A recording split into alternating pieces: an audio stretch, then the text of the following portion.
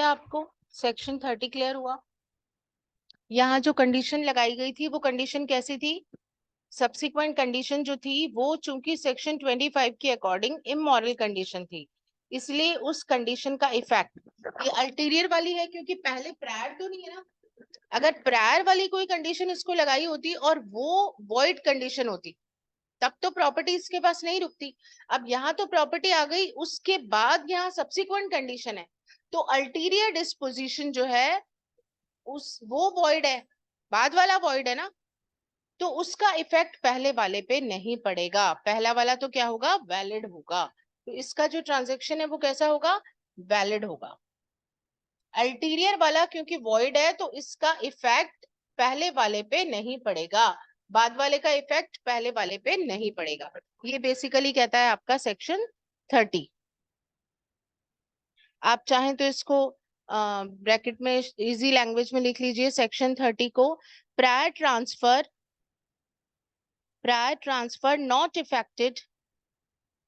not affected by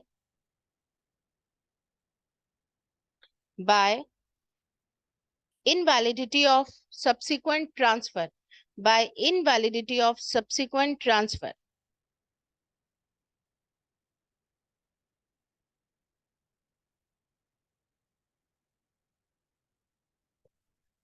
ठीक है, 30 तक कोई डाउट? शीला आपको कोई क्वेरी? नो मैम, क्लियर है। चलिए 31 देखते हैं। Section 31 is the similar just like contract का सेक्शन 31 हमने पढ़ा है। सेक्शन 31 कॉन्ट्रैक्ट का क्या पढ़ा है आपने? कि जहां पर कंटिंजेंट कॉन्ट्रैक्ट की बात कही गई है बेस्ड ऑन सम इवेंट, तो सेम यहां पर भी सेक्शन 31 कंटिंजेंट कॉन्ट्रैक्ट की बात करता है। इलस्ट्रेशन है दोनों, देखो उसको। सेक्शन 31 क्या कहता है यहाँ? इलस्ट्रेशन ए देखिए।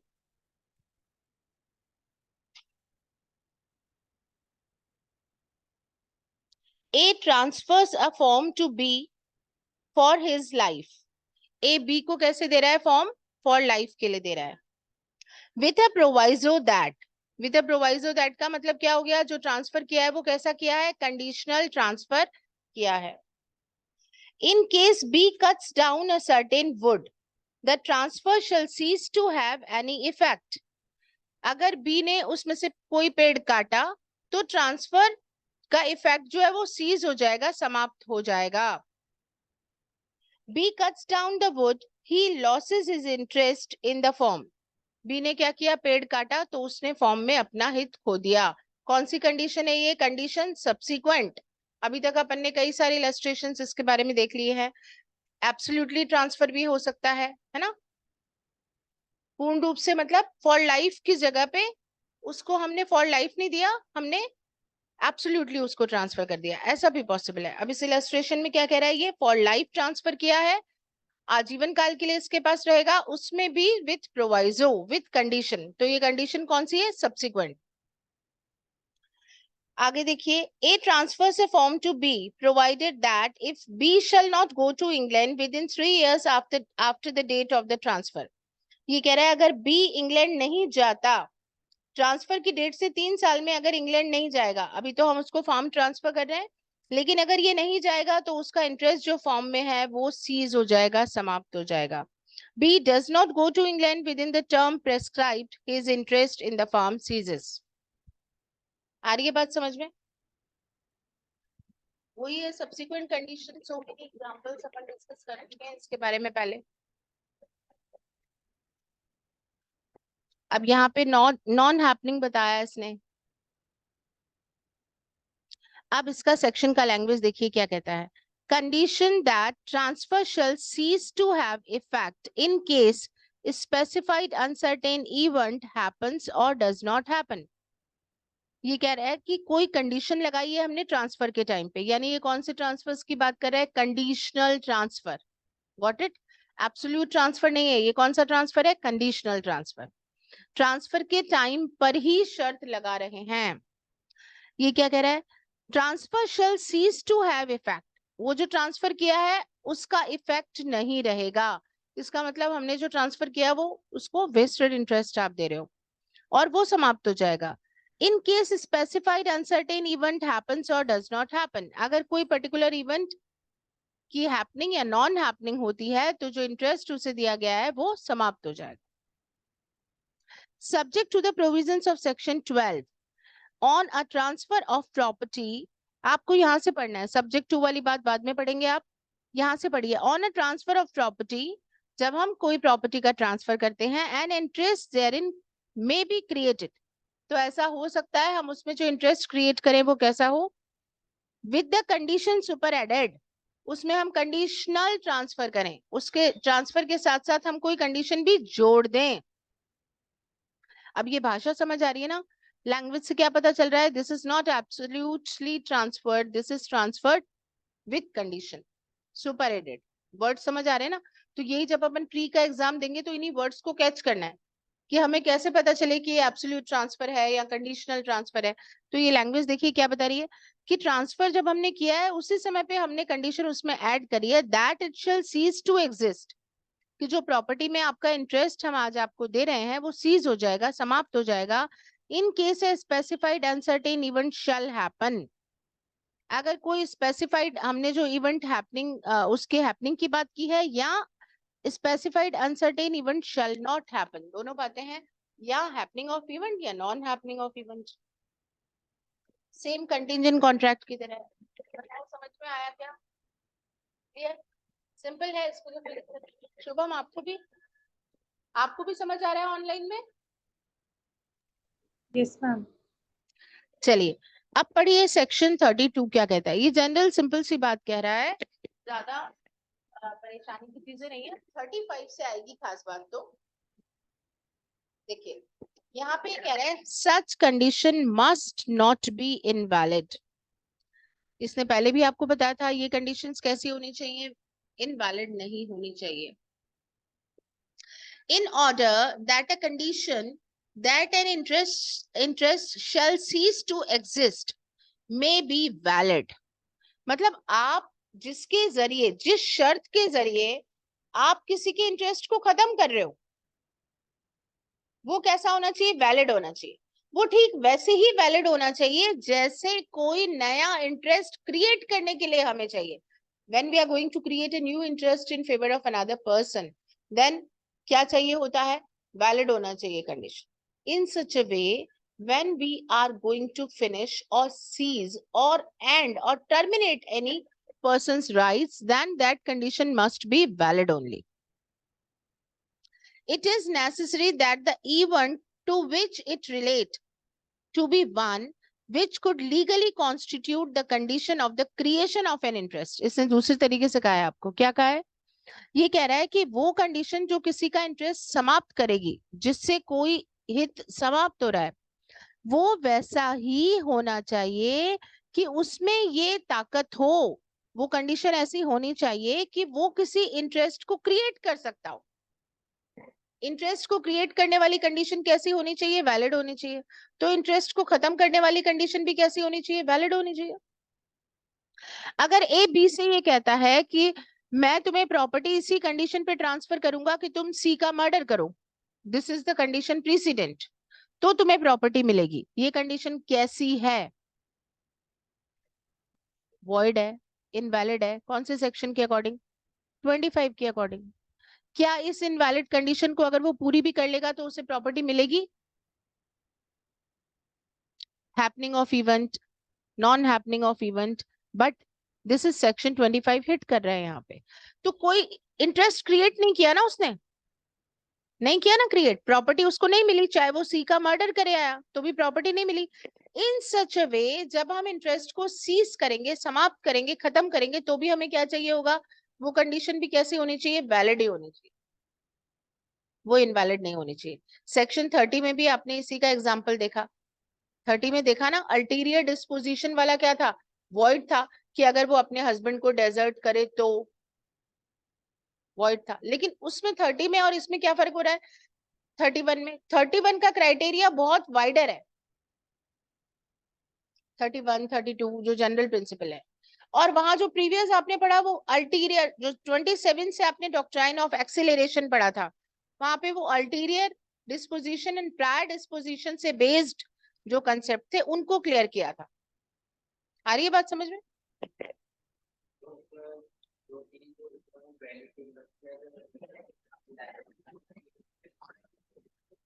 दोनों में।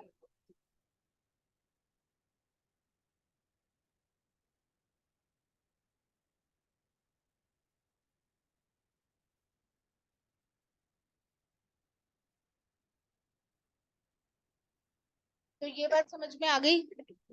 आगे चलें 33 पे। 33 जो है आपको ये बताता है transfer conditional on performance of act, no time being specified for performance. जहां किसी काम को करने के लिए कोई टाइम पीरियड प्रेस्क्राइब नहीं किया गया है, उसके बारे में आपको यहाँ बताया गया है। अगर वो काम जो बताया गया है, जैसे कि आप 31 से ही जुड़ा हुआ चल रहे हैं, यहाँ पे कोई कंडीशन है जो फुलफिल करनी है, कोई शर्त है जो पूरी करनी है, जो काम है जो पूरा करना है, जिसके पूरा करने पे हमें या तो अधिकार मिलता है या फिर जो हमारा अधिकार है वो छिन जाता है। सब्सिक्वेंट कंडीशन में यही होता है ना, वेस्ट होकर के डाइवेस्ट हो जाता है। तो अब ये उन कंडीशंस की बात कर रहा है कि आपको कोई काम करने को कहा गया है, कोई परफॉर्मेंस करने को कही गई है, कोई शर्त बताई गई है और उसका कोई टाइम ही बताया नहीं गया है। और चूंकि टाइम बताया नहीं गया है तो वो क्या हो गया है, इम्पॉसिबल हो गया है, अब असंभव हो गया है। जैसे इलस्ट्रेशन पढ़िए आप, ए bequeathed his property to B with a proviso। ए जो है वो बी को प्रॉपर्टी क्या कर रहा है, दान दे रहा है, एक शर्त लगा के, with a proviso. With a proviso का मतलब ट्रांसफर कैसा है, conditional, that he shall marry to C, उसे सी से शादी करनी है बी को, otherwise the property shall go to D. अगर उसने सी से मैरिज नहीं की तो प्रॉपर्टी कहाँ चली जाएगी, डी को चली जाएगी। The property shall vest in D rather than going to C, because B, by reason of renouncing the world, has made marriage impossible with C। अच्छा, इलस्ट्रेशन नहीं है आपके पास?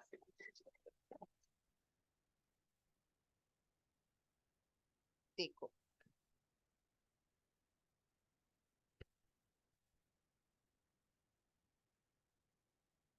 यहाँ पे क्या हो रहा है, ए ने बी को एक प्रॉपर्टी दी है और वो कैसे दी है, विद कंडीशन, शर्त लगा के दी है। आपको क्या करना है, सी से मैरिज करनी है।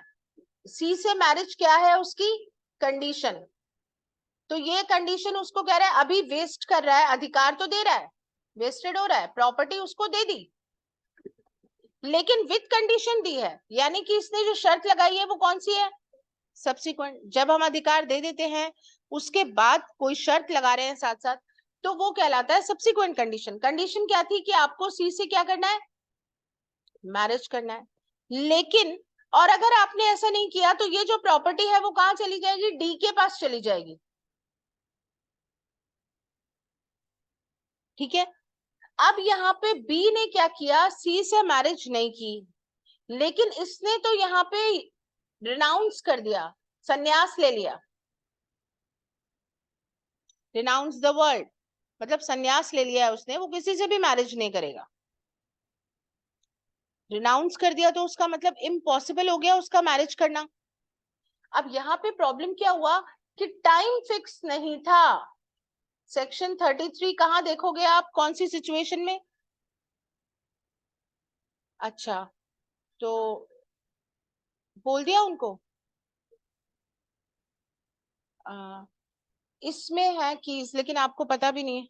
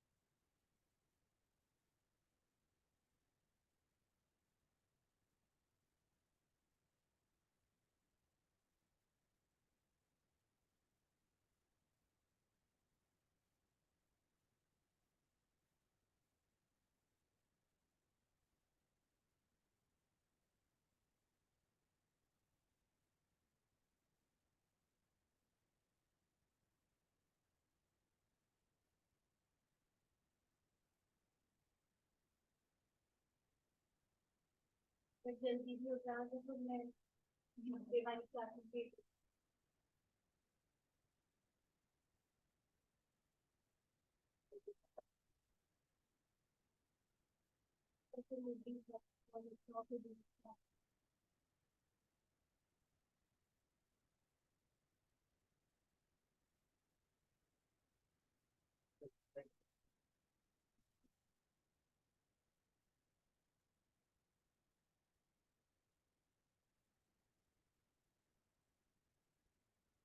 वहां पे क्या इशू हो रहा है कि टाइम मेंशन नहीं कि कब उसे पूरी करनी है शर्त। अगर वो टाइम मेंशन कर देता ना तब तो झगड़ा ही नहीं था। लेकिन अब यहाँ पे क्या हुआ है, टाइम मेंशन तो है नहीं कि उसको कब पूरा करना है। उसने तो सिंपली कहा कि तुमको सी से मैरिज करनी है। अब ये हो सकता है कि वो आज नहीं करे, कल करे, परसों करे, 2 साल बाद, 10 साल बाद। लेकिन अगर उसने उससे मैरिज नहीं की तो प्रॉपर्टी जाएगी। तो अब डी कितने समय वेट करे, आप सोचो। इस समय में डी कितने समय वेट करेगा, क्योंकि टाइम मेंशन ही नहीं है। अब भी आज शादी नहीं कर रहा 2023 में, 24 में कर ले क्या पता, 25 में कर ले क्या पता, 30 में कर ले, तो वेट करना पड़ेगा ना। क्योंकि जब तक ये कंफर्म नहीं हो जाता कि या तो ये मैरिज कर ले या अब इसकी डेथ हो चुकी या ये मैरिज करेगा ही नहीं, यानी कि वो कंडीशन जब तक क्या नहीं हो जाए, इम्पॉसिबल टू परफॉर्म, तो यहाँ पे प्रॉपर्टी डी के पास आएगी। प्रॉपर्टी डी के पास आने की टाइम पीरियड तो मेंशन था ही नहीं, तो ये प्रॉपर्टी डी के पास कैसे आए। तो ये कह रहा है कि अगर बी ने क्या किया, रिनाउंस ऑफ द वर्ल्ड कर दिया, मतलब उसने कहा कि मैं तो संन्यास ले रहा हूं। संन्यास ले रहा हूं मतलब मैं शादी तो करूंगा ही नहीं।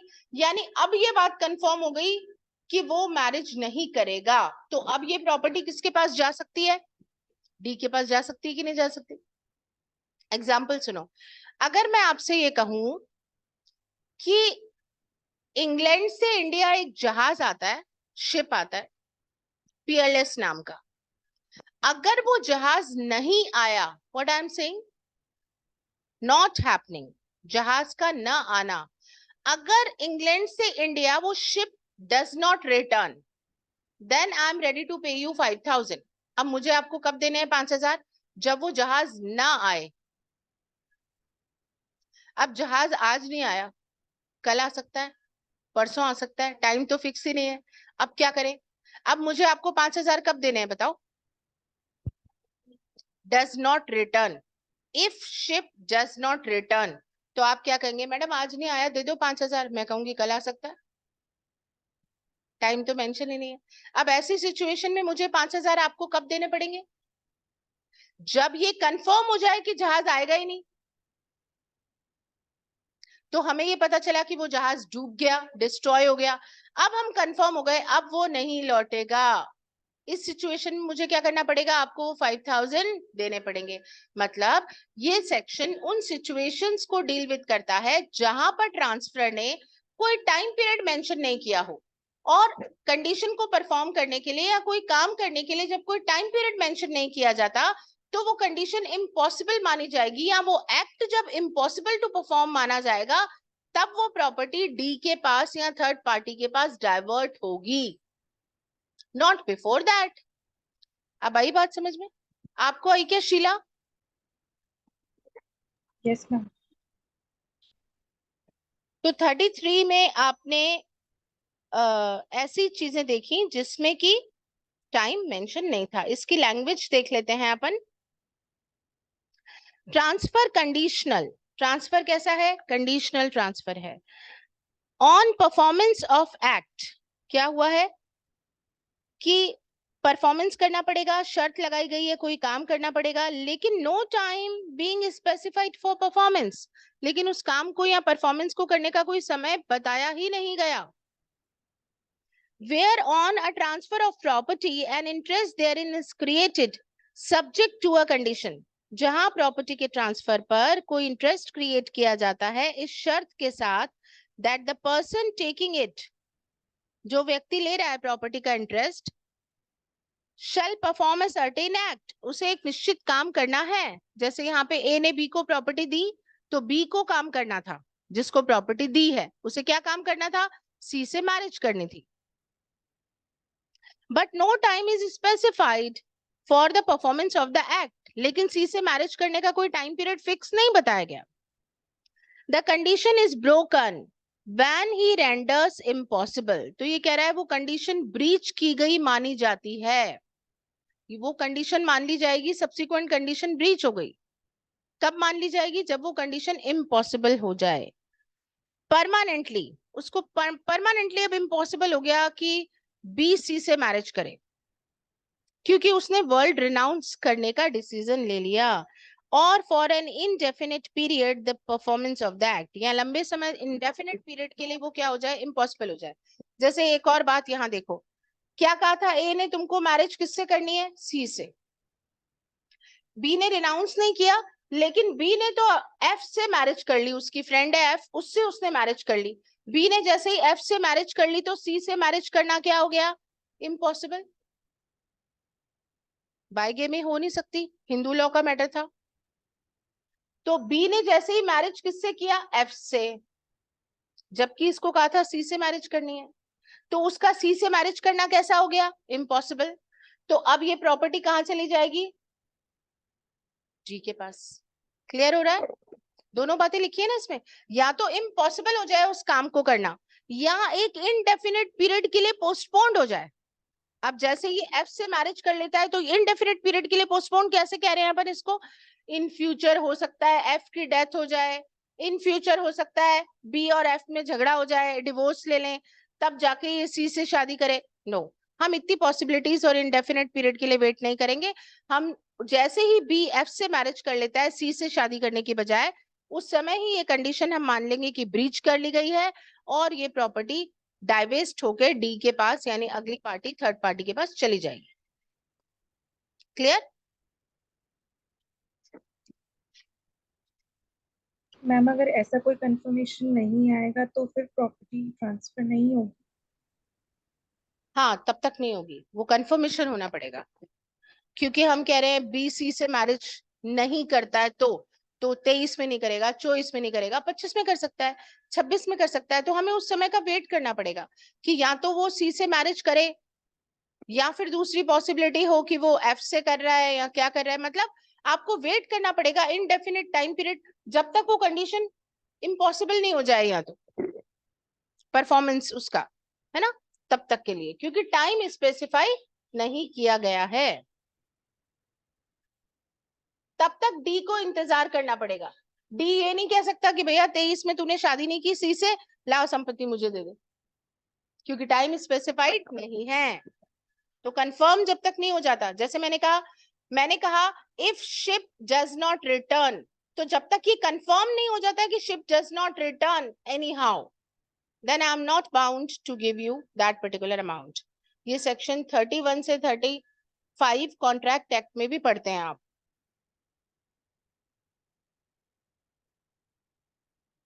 चलिए अगला सेक्शन है सेक्शन 34, ये भी बहुत इंटरेस्टिंग सेक्शन है।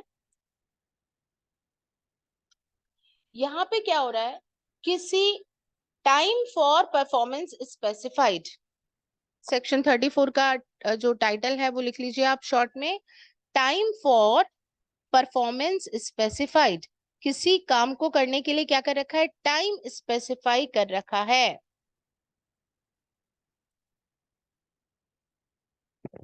33 में क्या क्या था? No time specified. इसमें क्या हो रहा है? Time specified.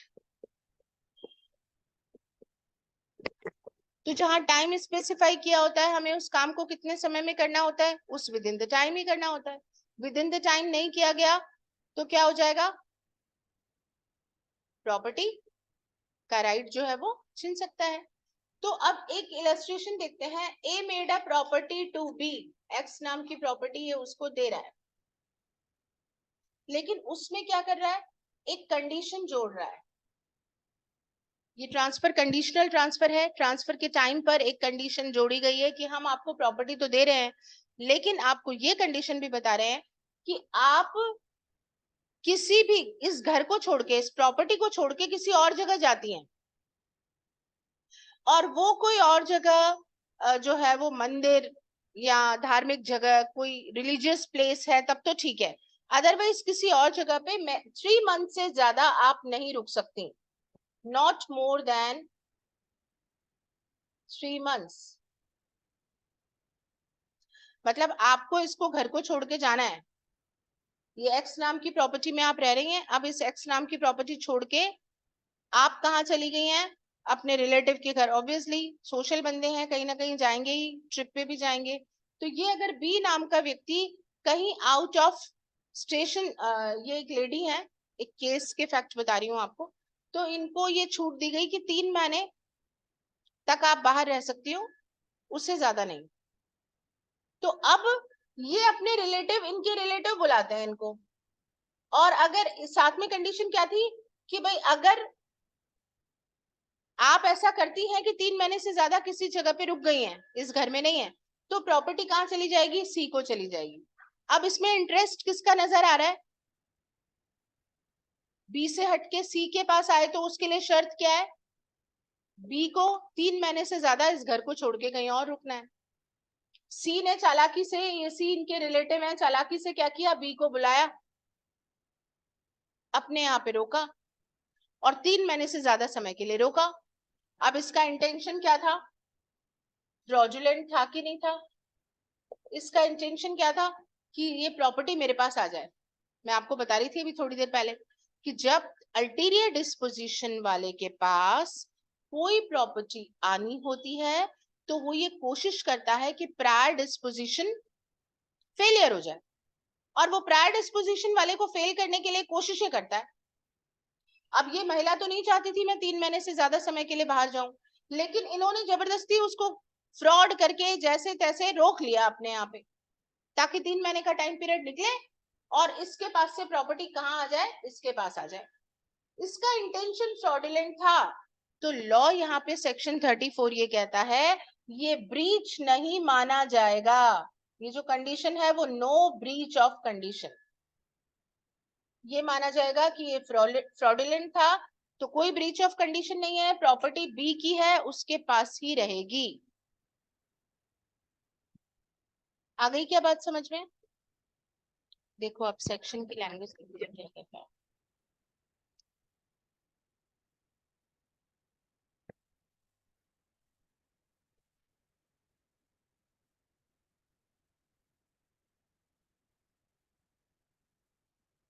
Transfer conditional on performance of act, time being specified. हम ट्रांसफर कर रहे हैं, ये कंडीशनल ट्रांसफर है और किसी एक्ट का परफॉर्मेंस करना है और उसके लिए समय भी बताया गया है। Where an act is to be performed by a person, जहां किसी व्यक्ति को कोई काम करना है, either as a condition to be fulfilled before an interest created on a transfer of property is enjoyed by him। या तो वो कंडीशन कैसी हो सकती है? इससे पहले कि इंटरेस्ट क्रिएट हो तो पूरा करना है, यानी कौन सी कंडीशन की बात कर रहा है ये? प्रीसिडेंट। ये कह रहा है ना कि एक व्यक्ति को कंडीशन पूरी करनी है इससे पहले कि प्रॉपर्टी में उसका इंटरेस्ट क्रिएट हो, वो एंजॉय करे, यानी कंडीशन प्रीसिडेंट की बात कर रहा है। Or a condition on the non-fulfillment of which the interest is to pass from him to another person। या फिर subsequent condition लगाई गई है कि आपने, अगर आपको हम प्रॉपर्टी दे रहे हैं लेकिन शर्त के साथ दे रहे हैं, ये काम आपने नहीं किया अगर, तो प्रॉपर्टी आगे दूसरे व्यक्ति के पास चली जाएगी। यानी कंडीशन प्रीसिडेंट और सब्सिक्वेंट दोनों के उदाहरण है यहाँ। And the time is specified for the performance of the act, और उस काम को करने के लिए समय भी बताया गया है। If such performance within the specified time is prevented, अब काम करना था कितने समय में? निश्चित समय में, और अगर निश्चित समय में वो काम पूरा नहीं हुआ तो क्या होगा? प्रॉपर्टी तीसरे व्यक्ति के पास चली जाएगी। अब इस व्यक्ति को निश्चित समय में काम करने से रोका जा रहा है, प्रिवेंट किया जा रहा है उसको कि वो performance with in the time ना करे। देखो ये कह रहा है if such performance with in the specified time is prevented, रोका गया है, जैसे रिलेटिव ने रोक लिया उसको, bye the fraud of a person, किसने किया फ्रॉड? एक व्यक्ति ने कर दिया फ्रॉड, और क्यों कर दिया? Who would be directly benefited by the non fulfilment of the condition, शर्त पूरी नहीं होगी तो फायदा डायरेक्टली उसी को मिलने वाला है। ये सी ने इसीलिए बी को रोका क्योंकि उसे पता था कि बी ने अगर 3 महीने से ज्यादा का टाइम लगा दिया तो प्रॉपर्टी उसकी हो जाएगी, इसलिए वो इस एक्ट को कर रहा है कि रोक रहा है उसको परफॉर्मेंस करने से। Such further time shall, as against him, be allowed for performing the act, as shall be requisite to make up for the delay caused by such fraud. ये कह रहा है जितना टाइम डिले हो गया ना, उस डिले टाइम को इंक्लूड कर देंगे उस काम को पूरा करने के लिए। जैसे 3 महीने से ज्यादा बाहर नहीं रहना था, उसको रोक लिया 4 महीने के लिए, 1 महीना डिले हो गया, तो इस डिले को ये क्या कह रहा है, हम मान लेंगे कि ये आपके किसी व्यक्ति के फ्रॉड की वजह से हुआ है, इसलिए आपको ये एक्स्ट्रा टाइम दिया जाता है। हम मानेंगे कि 3 नहीं, आपको 4 महीने मिले। But if no time is specified for the performance of the act, और अगर कोई टाइम स्पेसिफाई नहीं किया है, then if its performance is by the fraud of a person interested in the non-fulfillment of the condition rendered impossible or indefinitely postponed, the condition shall as against him be deemed to have been fulfilled. और या फिर क्या हुआ, कोई time specify नहीं किया था लेकिन वो कंडीशन पूरा करना अब इम्पॉसिबल हो गया है। वो इम्पॉसिबल होना इसलिए हो गया, हम उस काम को इसलिए नहीं कर सकते क्योंकि वो जो थर्ड पार्टी जिसने हमें रोका इस काम को करने से, उसका डायरेक्टली बेनिफिट हो रहा था, तो वो हमें इस काम को पूरा ही नहीं करने दे रहा, उसने इम्पॉसिबल कर दिया इस काम को। हमें क्या करना था, एक खेत के अंदर खेती करनी थी, ये गेहूं की फसल उगा के देनी थी। अब साहब वो खेती नहीं रहा हमारे पास, जो डी था, जो जिस पार्टी के पास वो प्रॉपर्टी ट्रांसफर होनी थी आगे, उसने फ्रॉडुलेंट तरीके से उस प्रॉपर्टी को ट्रांसफर कहीं और कर दिया। या इरिगेशन के लिए हमें जो पानी चाहिए, सप्लाई चाहिए हमें पानी की खेती करने के लिए, उसका हमें फ्लो नहीं मिल पा रहा क्योंकि उसके लिए उसने फ्रॉडुलेंट कोई एक्टिविटी कर दी कि हमें नहीं मिल पा रहा, अब हम काम कर ही नहीं पा रहे, परफॉर्मेंस ऑफ द एक्ट हो ही नहीं पा रहा, इम्पॉसिबल हो गया। तो क्या मान लेंगे, जैसे वो कंडीशन पूरी हो गई है ये मान लेंगे, मतलब प्रॉपर्टी नहीं जाएगी थर्ड पार्टी के पास, वो व्यक्ति जो फ्रॉड कर रहा है उसके पास प्रॉपर्टी नहीं जाएगी। बताओ 34 समझ में आया? yes. क्लियर हुआ? हाँ, 33 में तो टाइम मेंशन नहीं था, फ्रॉडुलेंट एक्टिविटी की बात नहीं थी वहां पे। वहां तो हम वो देख रहे थे कि कौन सा ऐसा टाइम हो जहां टाइम स्पेसिफाई नहीं है, उस काम को पूरा कब करें। जैसे उसने कहा बी अगर सी से मैरिज नहीं करेगा तो प्रॉपर्टी डी के पास जाएगी, अब डी कब तक वेट करे?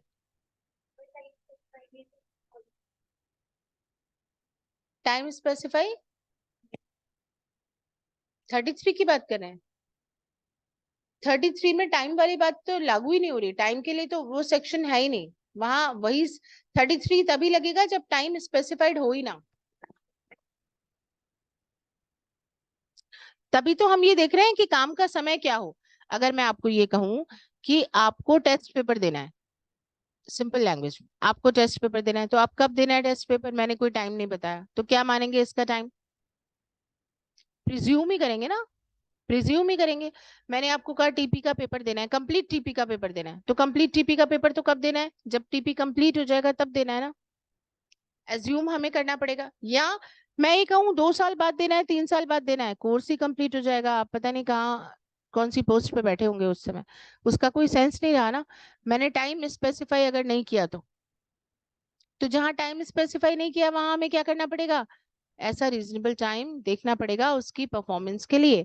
तो वहां उसने कहा उस कब प्रॉपर्टी, क्योंकि ये प्रॉपर्टी की बात है, कब हम माने कि प्रॉपर्टी डी के पास चली जाएगी, जब उस काम का परफॉर्मेंस इम्पॉसिबल हो जाए।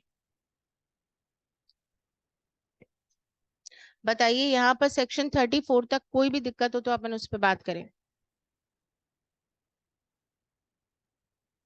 थोड़ा सा रिवाइज करना पड़ेगा, याद करना पड़ेगा, फुटनोट बना के, तब चीजें याद होंगी। अभी तो हम कंसेप्ट क्लैरिटी पे बात कर रहे हैं। शीला आपकी कोई क्वेरी?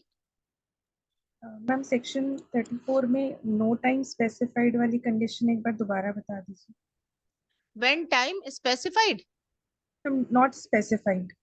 अच्छा, जहां टाइम स्पेसिफाई नहीं किया, इसमें बेसिक जो बात है वो टाइम को लेके भी और बिना टाइम को लेके दोनों बातें ले ली इसने।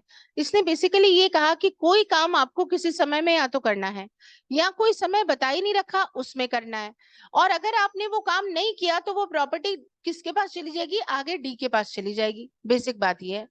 अब बात ये आ रही है कि हम उस काम को इसलिए नहीं कर सके क्योंकि थर्ड पार्टी ने कोई फ्रॉड किया, और वो पार्टी वो है जिसने फ्रॉड किया, जिसको डायरेक्टली बेनिफिट मिलने वाला है। वो हमें प्रिवेंट कर रहा है, वो हमें रोक रहा है कि हम उस काम को ना कर सकें। अगर टाइम बताया गया है, जैसे सपोज 1 साल में करना है, तो 1 साल में हम नहीं कर पाए, या फिर अगर टाइम मेंशन नहीं किया तो अब ये इम्पॉसिबल ही हो गया कि हम उस काम को कर पाए। जैसे मैंने आपको बताया कि मेरे को एक प्रॉपर्टी ट्रांसफर की थी और मुझे ये कहा था कि आपको क्या करना है, इस एक्स नाम की प्रॉपर्टी पे खेती करनी है, फसल उगानी है। अदरवाइज अगर आपने इस पे फसल नहीं उगाई ना, तो सीमा जी आपकी ये प्रॉपर्टी नहीं रहेगी, ये शीला जी के पास चली जाएगी। अब इसमें बेनिफिट लेने वाला कौन है, शीला जी। अब टाइम मेंशन नहीं है इसमें। शीला जी के पास प्रॉपर्टी कब आएगी, जब सीमा जी खेती ना कर पाए, फसल ना उगा पाए। अब शीला जी का पूरा क्या प्रयास रहेगा कि मैं काम ना कर सकूं। अब यहाँ टाइम मेंशन नहीं था, तो उन्होंने पूरी कोशिश करके क्या किया, या तो ये काम कर दिया, इम्पॉसिबल हो गया कि मैं खेती कर पाऊं, कि उस जगह पे उन्होंने कोई दूसरा कंस्ट्रक्शन करवा लिया, कोई दूसरी फसल लगा दी गेहूं की बजाय। बहुत सारे ग्राउंड हो सकते हैं, दिमाग लगा रही हूँ मैं कि क्या क्या हो सकते हैं कि इम्पॉसिबल हो जाए। मैं काम नहीं कर पा रही हूँ। मैं क्यों नहीं कर पा रही हूँ, मैं खेती इसलिए नहीं कर पा रही हूँ, या तो उस प्रॉपर्टी पे आपने दूसरा कोई फसल उगा दी है, या वो जो पानी सप्लाई होने वाला सिस्टम था वो आपने बंद करवा दिया है। अब मेरे लिए मुश्किल हो गया कि मैं परफॉर्मेंस कर सकूं, इम्पॉसिबल हो गया। वहां आपने कोई दूसरा काम खुलवा दिया, कंस्ट्रक्शन ही कोई और चीज का चल रहा है, तो अब खेती नहीं हो सकती। मतलब किसी भी वजह से मैं वो काम नहीं कर पा रही हूँ जो मुझे ट्रांसफर ने करने को कहा था। अब चूंकि मैं खेती नहीं कर पाई, मेरा तो काम करना इम्पॉसिबल हो गया, क्योंकि पानी की सप्लाई बंद करवा दी शीला जी ने। तो इसका डायरेक्टली बेनिफिट कौन किसको मिलने वाला है, शीला जी को। तो शीला जी खुश कि प्रॉपर्टी तो अब मेरे पास आएगी। तो यहाँ लॉ कहता है नहीं, ये प्रॉपर्टी नहीं जाएगी आगे, क्योंकि वो बंदा यानी सीमा जी जिनके जिनको ये शर्त पूरी करनी थी, ये नहीं कर सकी। क्यों नहीं कर सकी, टाइम स्पेसिफाई नहीं था, लेकिन इसे पूरा करना असंभव कर दिया थर्ड पार्टी ने, इम्पॉसिबल कर दिया। इस वजह से वो शर्त पूरी नहीं कर पा रही हैं। मेरी तो कोई गलती नहीं है ना उसमें कि मैं कंडीशन पूरी नहीं कर पा रही हूँ। तो अगर ऐसी कोई बात है जिसमें कि पार्टी उस काम को परफॉर्म नहीं है, उसमें उसका फॉल्ट नहीं है, कोई इम्पॉसिबिलिटी अराइज हो गई है, तो फिर ये प्रॉपर्टी आगे नहीं जाएगी, उसी के पास रहेगी जिसको दी है, चाहे उसने शर्त को पूरा ना भी किया हो। अब आई क्या बात समझ में? Yes ma'am. अब एक बार नजर घुमा लो पिछले सेक्शंस पे, कहीं कोई चीज हो ऐसी जो डाउट क्रिएट कर रही हो।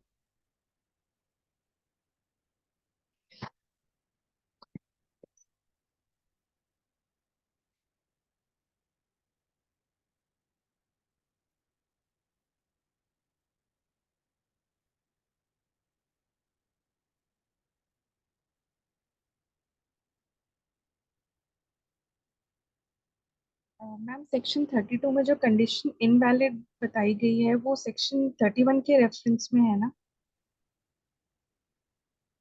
कंडीशनल ट्रांसफर के केस में।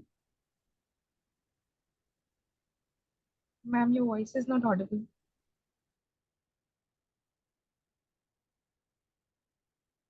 सेक्शन 30 पूछ रहे हो ना आप? मैम 32 की जो कंडीशन इनवैलिड है वो 31 के रिलेशन में है ना।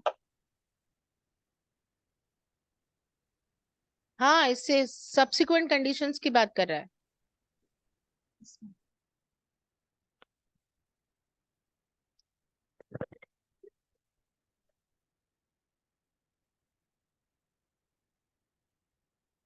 तो यही तो कह रहा है ना, मतलब जो सब्सिक्वेंट कंडीशन है तो पहले आप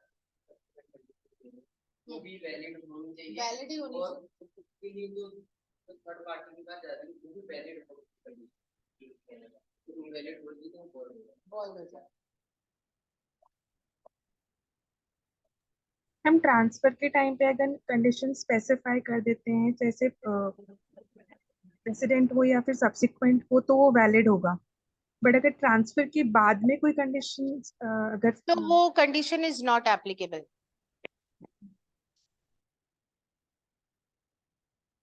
आफ्टर ट्रांसफर कोई कंडीशन लगाते हो वो एप्लीकेबल नहीं है। ट्रांसफर वैलिड होगा, कंडीशन वॉइड होगी, क्योंकि वो बाद में लगाई।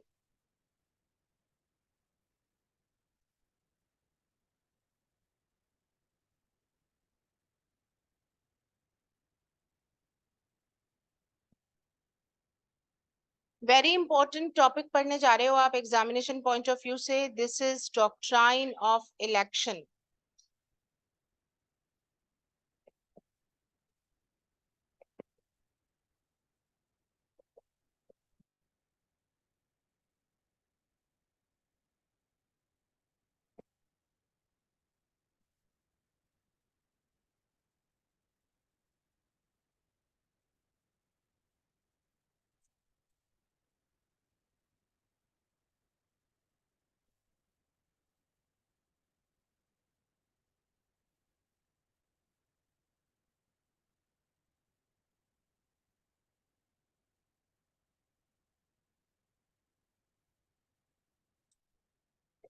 देखो,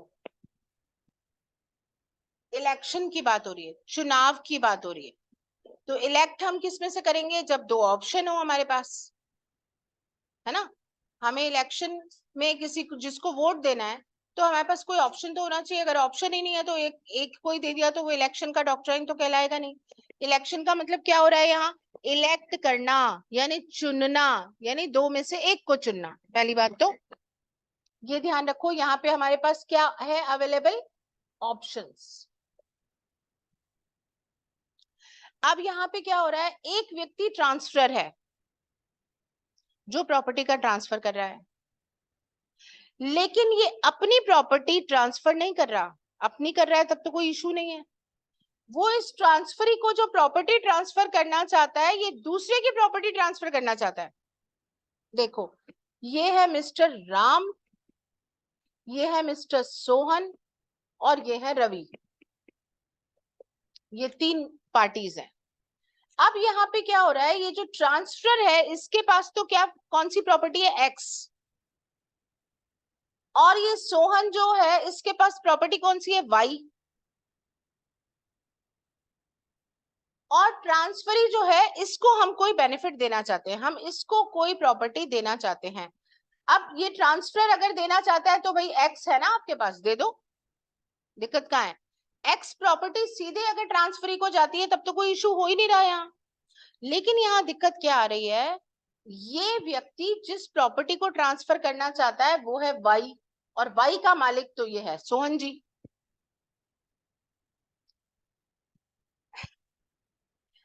एक्स एक ट्रांसफर कर रहा है जिसमें वो कह रहा है कि मैं अपनी एक्स नाम की प्रॉपर्टी तो आपके नाम पे कर रहा हूं, और आपको अपनी वाई नाम की प्रॉपर्टी किसको करनी है?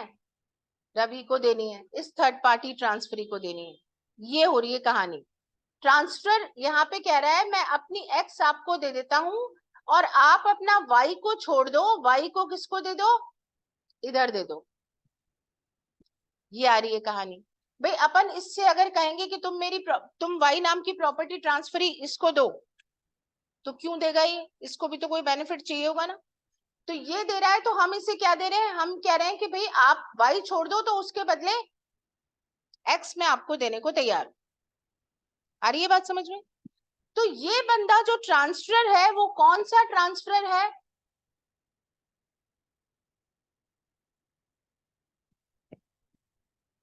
वाई इसकी प्रॉपर्टी है ही नहीं। एक्स होती और एक्स को ही वो सीधे ट्रांसफरी को दे रहा होता तो कोई इशू ही नहीं था, वो ऑथोराइज ट्रांसफर कहलाता।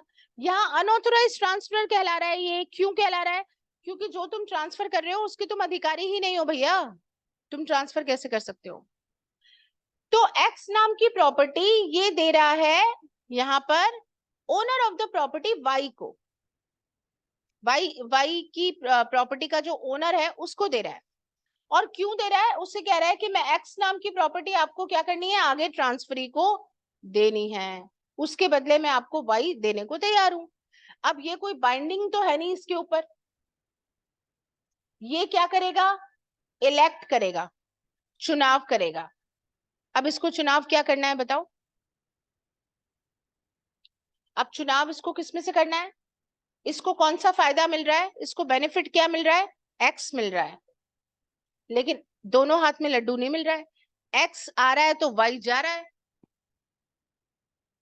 दोनों बेनिफिट एक साथ नहीं मिल सकते। इस पे क्वेश्चन अलग अलग तरीके से आते हैं। A person can not approbate and reprobate at the same time, explain. Question इस तरीके से आता है, इन्वर्टेड कॉमा में लिखा हुआ है, अ पर्सन कैन नॉट एप्रोबेट और रिप्रोबेट एट द सेम टाइम। मतलब एक ही टाइम पे आप एक्सेप्ट करो और रिफ्यूज करो, नहीं कर सकते, आपको दोनों में से एक बात करनी होगी। अगर ये कहे, इसका नाम ये ABC कर लें तो ही ज्यादा बेटर है, ये याद नहीं होते नाम, ये A हो गया, ये B हो गया, ये C हो गया। अगर B ये चाहता है कि मुझे X चाहिए भैया, अच्छी प्रॉपर्टी है A की, मैं ये रखना चाहता हूं, तो Y उसे देना होगा। अब इसको, इसके पास ऑप्शन है, इसको इलेक्ट करना है, चुनना है। अब ये क्या ऑप्शन हो सकते हैं इसके पास, ऑप्शन नंबर 1, ये कहता है ठीक है यस, मुझे आपका ये ट्रांसफर मंजूर है। तो इसके यस कहने का मतलब क्या हुआ, इसको एक्स अपने पास ले लेगा ये, और वाई किसको दे देगा, आगे दे देगा। वो कहता है मैं ये ट्रांसफर एक्सेप्ट करता हूं, जो आपने ट्रांसफर किया है वो मुझे मंजूर है। मंजूर है, यस है, उसका मतलब क्या है, ठीक है मैं एक्स आपकी रख रहा हूं प्रॉपर्टी, और वाई नाम की प्रॉपर्टी मेरी मैं आगे दे रहा हूं। दूसरा ये क्या कह सकता है, नहीं है भैया मेरी जो है संपत्ति वही मुझे ठीक है, मुझे नहीं चाहिए आपकी एक्स, मैं अपने वाई में ही खुश हूं। तो यहाँ पे इसके पास क्या रहेगा, वाई रहेगा, ये एक्स कहाँ जाएगा, वापस ट्रांसफर के पास चला जाएगा, है ना। फिर कहाँ जाए, ये एक्स तो देना ही नहीं चाहता ना, ए जो है वो एक्स देना नहीं चाहता था ट्रांसफरी को, क्योंकि एक्स देना चाहता था तो सीधे ही दे देता ना। अब ये प्रॉपर्टी में विकल्प इसने क्या लिया कि नहीं भैया मुझे तो वाई ठीक है, मुझे नहीं चाहिए एक्स, तो ये एक्स कहाँ जाएगी, वापस ट्रांसफर के पास। अब ये वाई को क्या मिला इस सिचुएशन में, कुछ नहीं, तो ये कौन कहलाया,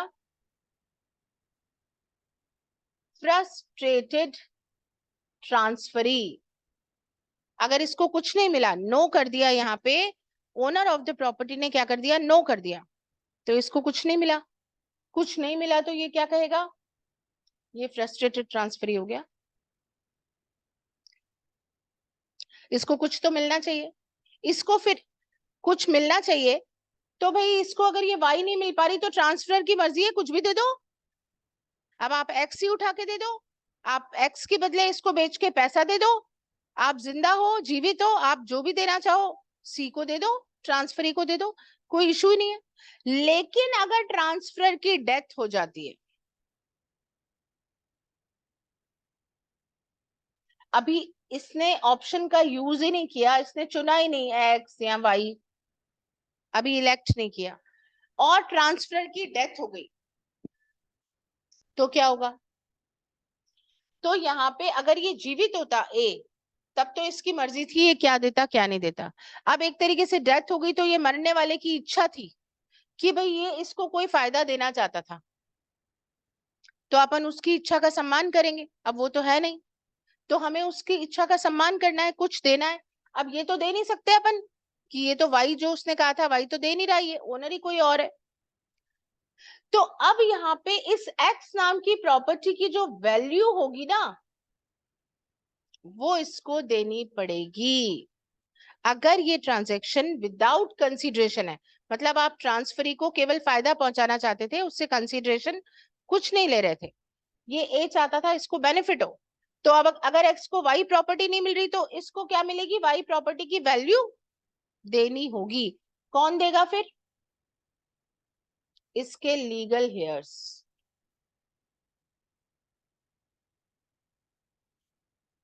तीसरी सिचुएशन ये हो सकती है कि ये कुछ भी नहीं कह रहा, साइलेंट है, ना ये हाँ कह रहा है ना ये ना कह रहा है, साइलेंट है। तो इसके साइलेंस का मतलब क्या माना जाएगा? कुछ सिचुएशंस हैं जिसमें इसकी साइलेंस का मतलब यस माना जाएगा। देखो अब इस सेक्शन को लेते हैं अपन, ये बहुत धीरे धीरे लेने का है, बहुत जल्दी पढ़ने की चीज नहीं है। आप लिखिए एसेंशियल एलिमेंट्स और बेसिस, बेसिस भी लिख सकते हो, basis of doctrine of election या एसेंशियल एलिमेंट्स।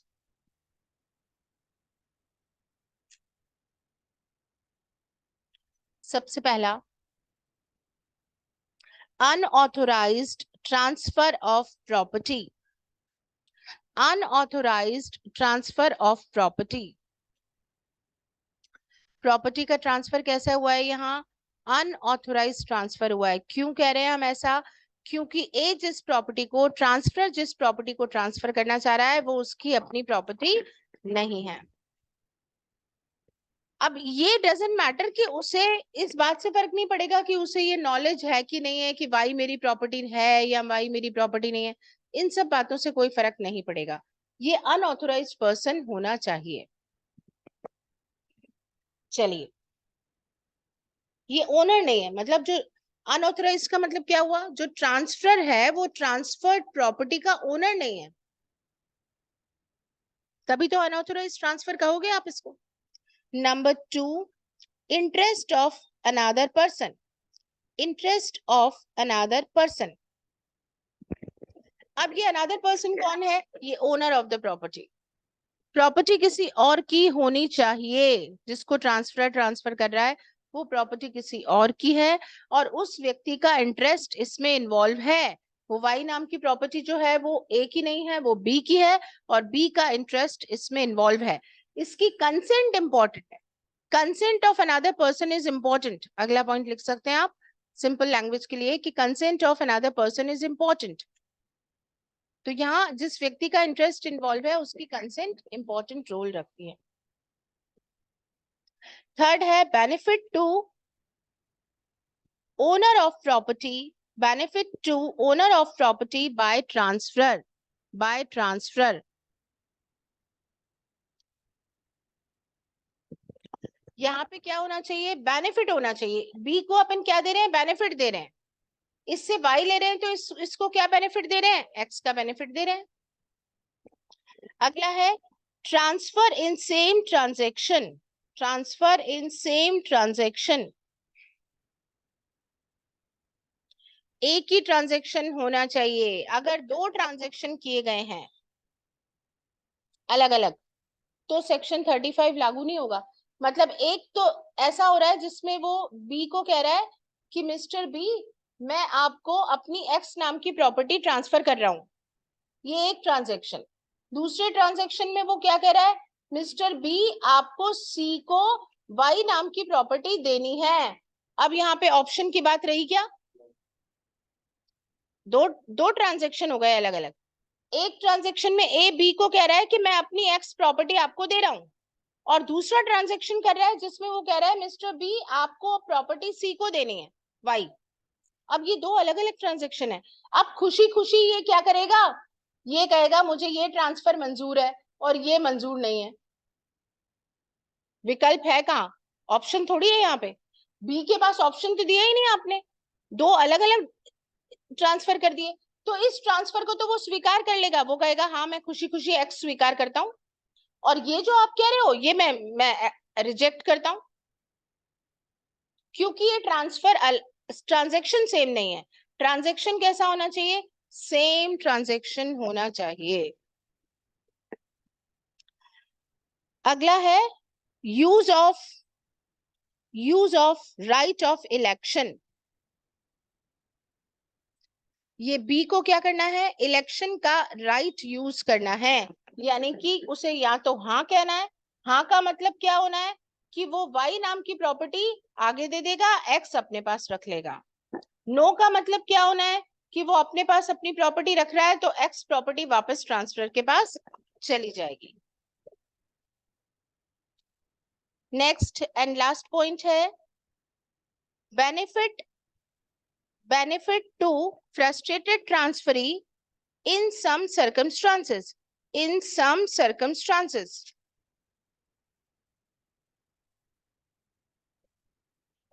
कुछ सिचुएशंस में इस फ्रस्ट्रेटेड ट्रांसफरी को बेनिफिट दिया है. कौन सी सिचुएशन है वो? मान लीजिए कि इसने अभी राइट ऑफ इलेक्शन का यूज नहीं किया, बी ने अभी डिसाइड ही नहीं किया हाँ या ना, कुछ नहीं कहा, और ट्रांसफर की क्या हो गई, डेथ हो गई. अब ट्रांसफर की डेथ हो गई तो इसके एलआर्स को क्या करना पड़ेगा? अब या तो ये वाई देता है तब तो ठीक ही है, बाद में नहीं देता तो इसकी जो वैल्यू थी वो कहाँ देनी पड़ेगी? इसको देनी पड़ेगी. अगर ये कॉन्ट्रैक्ट कैसा था, सपोज गिफ्ट में जा रही थी, विदाउट कंसिडरेशन कॉन्ट्रैक्ट था, तो प्रॉपर्टी नहीं जा पाई तो उस प्रॉपर्टी की वैल्यू क्या जाएगी? इसके पास देना पड़ेगा. और अगर ये विद कंसिडरेशन कॉन्ट्रैक्ट था, मतलब ट्रांसफरी सी जो है वो कुछ पैसा ए को दे रहा था, सपोज इसने कुछ एडवांस पैसा क्या किया था, ए को दिया था, तो वो एडवांस पैसा क्या करना पड़ेगा? एलआर्स को वापस लौटाना पड़ेगा कि नहीं लौटाना पड़ेगा? ए ने पैसा ले लिया कौन सी प्रॉपर्टी का? वाई का. 50 लाख ले लिया, वाई तो जा नहीं सकी, तो ये पैसा 50 लाख किसको जाएगा? इसको जाना पड़ेगा. आई बात समझ में? तो कुछ सिचुएशंस ऐसी हैं जिसमें कि इस फ्रस्ट्रेटेड ट्रांसफरी को बेनिफिट दिया जाता है.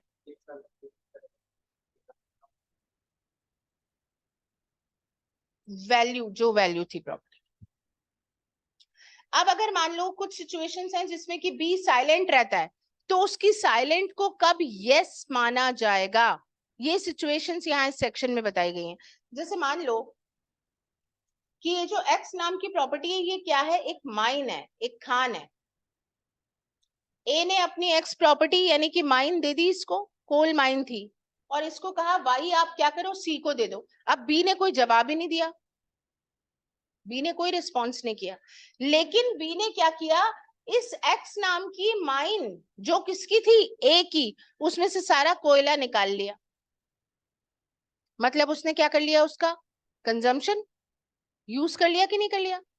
आपने इसका यूज किया है, इस माइन में से आपने सारा कोयला जो मटेरियल था वो निकाल लिया है. उसका मतलब हम क्या मानेंगे? साइलेंस को, कि आपकी मंजूरी है, आप प्रॉपर्टी रख रहे हो, तो आपको वाई क्या करनी पड़ेगी? देनी पड़ेगी. दूसरी बात, अगर ये 2 साल तक इस प्रॉपर्टी का यूज कर लेता है, चुप रह रहा है, हम कौन सी सिचुएशन देख रहे हैं? जब वो साइलेंट है. इसने 2 साल तक इस प्रॉपर्टी का क्या किया? यूज कर लिया, तो उसका मतलब भी अपन क्या मानेंगे लॉ की नजर में? कि इसकी हाँ है. इसने क्या कहा है? बी ने यस कहा है. यस कहा है का मतलब वो एक्स रख रहा है और वाई आगे दे रहा है. आप 2 साल तक प्रॉपर्टी रखे हुए हो, वापस भी नहीं कर रहे हो हमको, तो उसका मतलब इस आपकी कंसेंट मानी जाएगी. साइलेंट को क्या, साइलेंस को क्या माना जाएगा? इक्विवेलेंट टू कंसेंट माना जाएगा. या फिर तीसरी सिचुएशन इन्होंने बताई कि अब इसने 1 साल हो गया, कोई जवाब नहीं दिया बी ने, तो ए ने एक नोटिस भेजा इसको कि भैया 1 साल हो गए, आप जवाब तो दो, आपको मैंने ऑप्शन बता रखा है, एक्स रखना है या नहीं रखना है, आपको वाई आगे दे रहे हो, आप हमें जवाब तो दे दो तो हम आगे कार्यवाही करें. अभी भी ये जवाब नहीं देता इस नोटिस के बाद भी, तो लॉ कहता है कि इसको क्या मान लो? इसकी यस मान लो. क्या 3 सिचुएशन बताई मैंने आपको? एक तो इसने माइंड का यूज कर लिया, साइलेंट है, जवाब नहीं दे रहा, तो हम क्या करें? एक तो इसने माइंड का क्या किया? कंजम्पशन कर लिया, या फिर इसने 2 साल तक प्रॉपर्टी को यूज कर लिया, या फिर नोटिस देने के 1 साल हो गया है, उसके बाद नोटिस दिया और नोटिस का जवाब इसने अभी तक नहीं दिया, तो हम उसकी क्या मानेंगे? कंसेंट मानेंगे, यस मानेंगे. आई क्या बात समझ में? ये है आपका सेक्शन 35. क्लियर हुआ? देखें डायरेक्ट का लैंग्वेज है, कैपेसिटी देख सकते हो. बस ये करके ओवर करती हूँ आज, इससे ज्यादा फिर एक्सीड नहीं हो जाए टीपी. हाँ, वैल्यू वाई देना चाह रहे थे ना अपन प्रॉपर्टी, सपोज वाई की वैल्यू 50 लाख है, क्या देना चाह रहे थे अपन उसको? सी को वाई प्रॉपर्टी. अब उस प्रॉपर्टी की जो वैल्यू होगी वो देनी पड़ेगी. अगर कि कौन सा ट्रांसफर होगा? ये गिफ्ट, मतलब ट्रांसफर इसको विदाउट कंसिडरेशन देना चाह रहा था, अब वो है नहीं। अगर ट्रांसफर जीवित होता तब तो उसकी मर्जी थी वो क्या दे रहा है क्या नहीं दे रहा, लेकिन अब वो है नहीं तो अपने को 50 लाख की प्रॉपर्टी तो नहीं दे पा रहे, तो 50 लाख देने पड़ेंगे।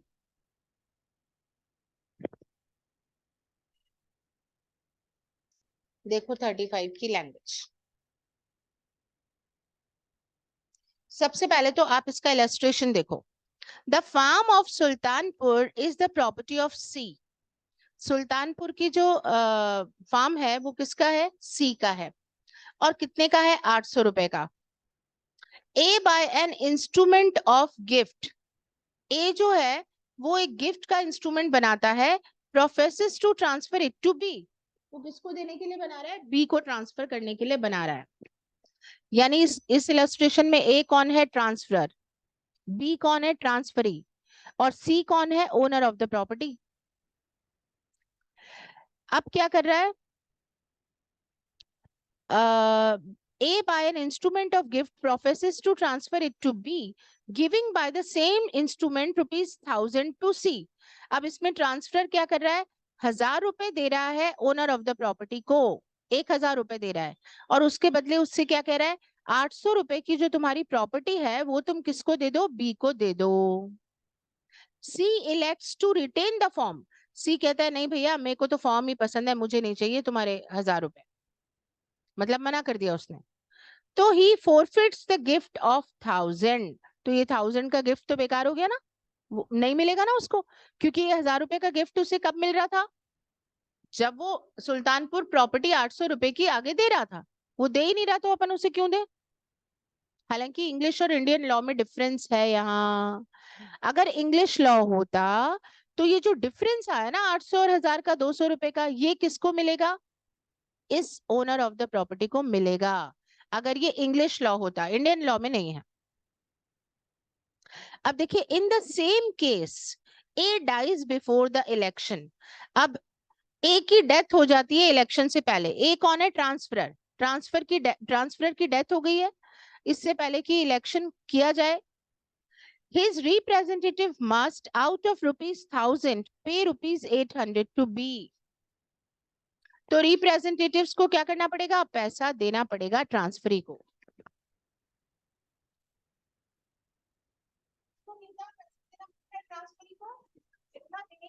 800 रुपए की प्रॉपर्टी देने की इच्छा थी ना उसको, तो 800 रुपए अब किसको देने पड़ेंगे, ट्रांसफरी को देने पड़ेंगे।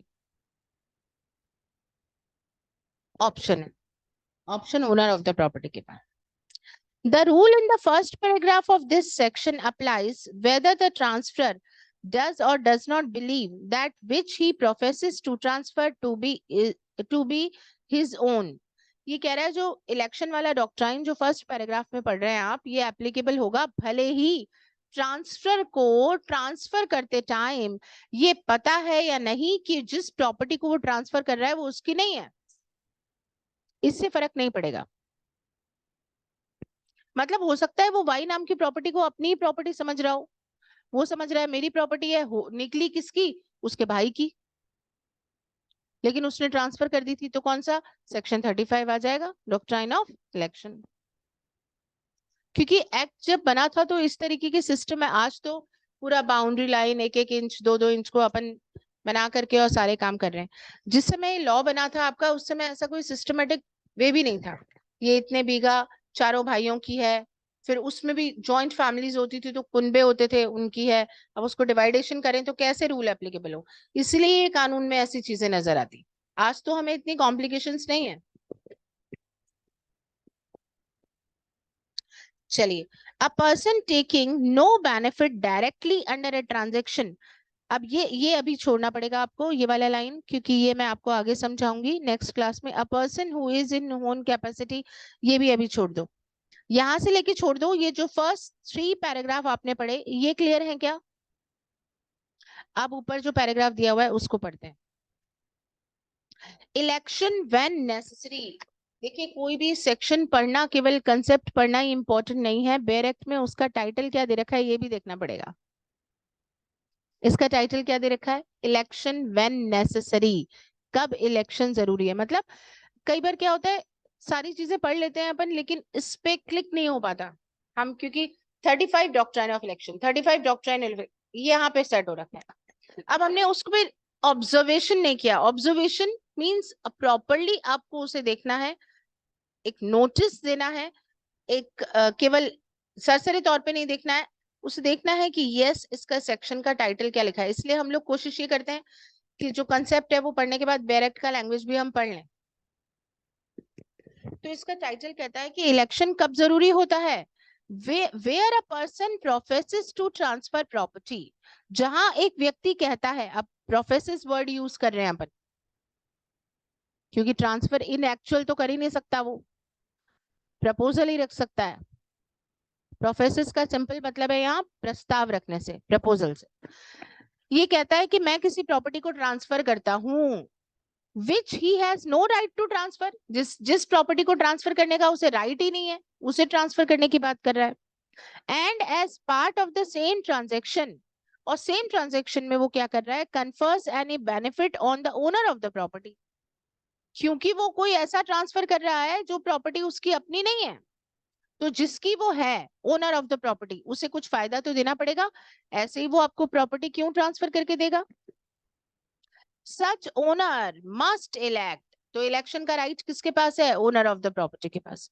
इलेक्ट करेगा either to confirm such transfer, या तो वो कंफर्म करेगा उस ट्रांसफर को जो अनऑथोराइज्ड ट्रांसफर ने किया है। कंफर्म, उसकी अनुमति चाहिए होगी ना, आखिर मालिक तो वो है प्रॉपर्टी का, तो कंफर्म करेगा वो उस ट्रांसफर को।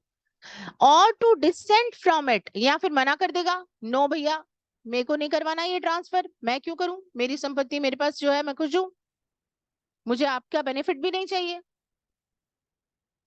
And in the latter case मतलब जब वो मना करता है, डिसेंट करता है, वो मना करता है कि मुझे ट्रांसफर नहीं करानी अपनी property, he shall relinquish the benefit so conferred, अगर वो मना करता है तो उसे फायदा भी नहीं मिलेगा। मतलब हमने उसे कहा था ना कि आप हमारी एक्स प्रॉपर्टी ले लो, आप वाई प्रॉपर्टी सी को दे दो, अब वो मना कर रहा है मुझे वाई प्रॉपर्टी नहीं देनी, तो वाई नहीं देनी तो भैया एक्स किसके पास आएगी, वो आपके पास नहीं आएगी, वो बेनिफिट आपको नहीं मिलेगा, वो वापस किसके पास जाएगा, ट्रांसफर के पास।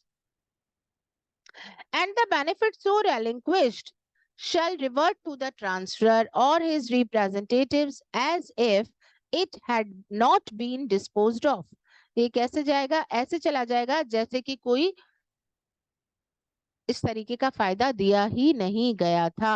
रिवर्ट हो जाएगा या तो ट्रांसफर के पास या उसके एलआर्स के पास। बताओ ये पैरा समझ आया क्या, आ गया। देखो आगे, सब्जेक्ट नेवरदीलेस, लेकिन आगे कुछ कंडीशंस और बता रहे हैं, इसके प्रोवाइजो और बता रहे हैं। Where the transfer is gratuitous, gratuitous transfer का मतलब क्या होता है, नो कंसीडरेशन, हम कंसीडरेशन नहीं ले रहे हैं, मतलब ट्रांसफरी सी को हम जो दे रहे हैं वो गिफ्ट दे रहे हैं, यानी ट्रांसफर जो है वो क्या देना चाह रहा है, गिफ्ट देना चाह रहा है। ग्रेटिट्यूअस ट्रांसफर है। And the transfer has before the election died or otherwise become incapable of making a fresh transfer, हुआ क्या, इससे पहले कि ओनर ऑफ द प्रॉपर्टी यानी कि बी कुछ चुनाव करता, उसके पहले ट्रांसफर की डेथ हो गई है, और ट्रांजैक्शन कौन सा है, ग्रेटिट्यूअस, मतलब विदाउट कंसीडरेशन। तो अब नीचे वाली लाइन पढ़ो पहले, एंड वाली छोड़ दो। To the charge of making good to the disappointed transferee the amount or value of the property attempted to be transferred to him, तो ये कह रहा है कि ग्रेटिट्यूअस ट्रांसफर था, अभी इलेक्शन हुआ नहीं है, तो जितनी कीमत की वो प्रॉपर्टी देना चाह रहा था, सपोज ये जो वाई नाम की प्रॉपर्टी देना चाह रहा था, उस वाई की कीमत थी 10 लाख, तो वो 10 लाख रुपए किसको देने पड़ेंगे, इस ट्रांसफर के एलआर्स को देने पड़ेंगे।